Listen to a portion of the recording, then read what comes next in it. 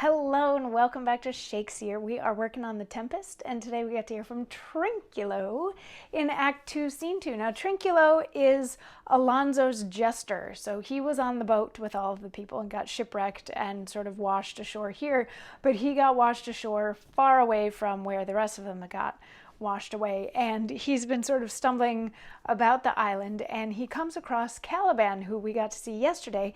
Caliban being the son of Sycorax, who's a witch who used to live on the island but who has died, and Caliban is now in Prospero's service. Caliban tried to rape Prospero's daughter Miranda, so is not in good favor necessarily with Prospero and Miranda. So yesterday Caliban was like cursing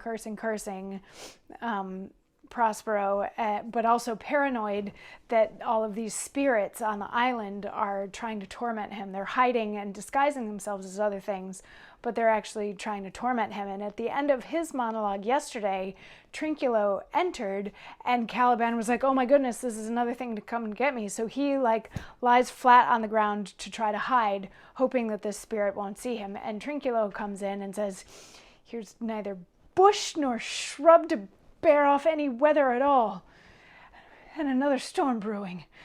I hear it sing in the wind.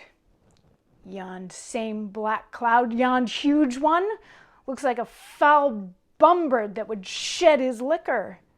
If it should thunder, as it did before, I know not where to hide my head. Yond same cloud cannot choose but fall by pailfuls. What have we here? A man? Or a fish? Dead? Or alive? A fish. He smells like a fish, a very ancient and fish-like smell, a kind of not of the newest. Poor John. Ugh! A strange fish. Were I in England now, as once I was, and had but this fish painted, not a holiday fool there but would give a piece of silver. There would this monster make a man. Any strange beast there makes a man. When they will not give a doit to relieve a lame beggar, they will lay out 10 to see a dead Indian. Legged like a man, and his fins like arms. Warm of my troth, I do now let loose my opinion.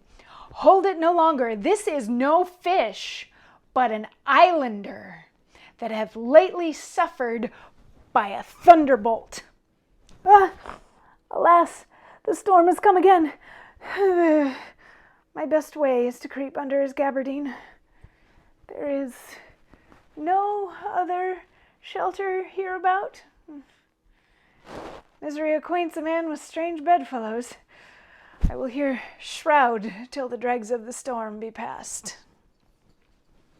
So he's stumbling about, and he comes across this thing on the ground. He's looking for shelter because he thinks that it's going to storm again soon. He's looking for some sort of shelter, and he runs across Caliban, but doesn't know exactly what Caliban is, because Caliban has been called somewhat monstrous and or deformed, all that sort of a thing. And in this whole thing, he's like, I can't tell if it's a man or a fish. So some people have even in their productions taken it so far as to costume Caliban to look like a fish. You can do that if you want to. You could also make him human if you want to, like whatever, whichever way you want to go. There's plenty of room for interpretation.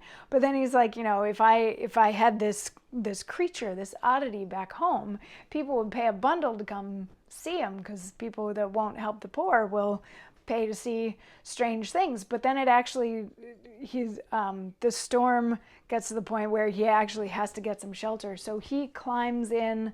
Like gabardine is a kind of fabric, so he climbs sort of under Caliban's clothing or covering with him. Doesn't really want to, but has nowhere else to hide, so he climbs in with him. And then Stefano enters, Stefano being Alonso's butler. And Stefano apparently has been drinking since he got shipwrecked. And he's singing songs, and he keeps using the phrase, here's my comfort, and like taking a drink. excuse me, taking a drink of things, and he stumbles across this thing that has 2 sets of legs sticking out in opposite directions, and he's like, what is this thing that has 4 legs going in strange directions? And he's like, I'll poke it and see if it's alive, and Caliban yelps, and he's like, oh my goodness, maybe it is still alive.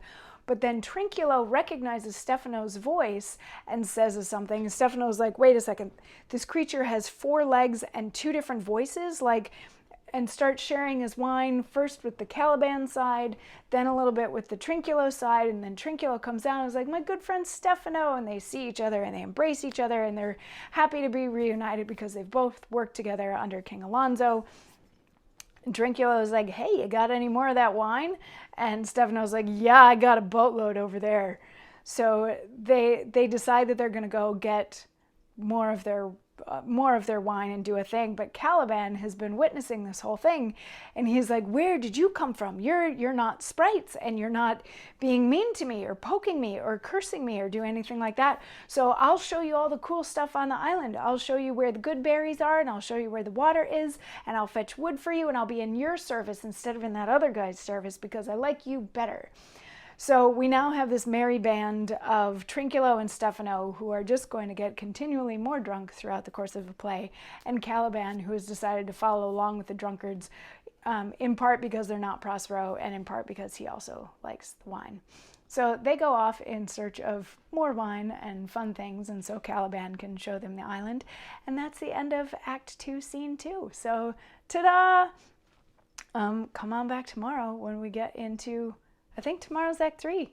Yeah, because there aren't that many scenes in each act. So I believe tomorrow we're in Act 3. So I'll see you then for that. Mwah.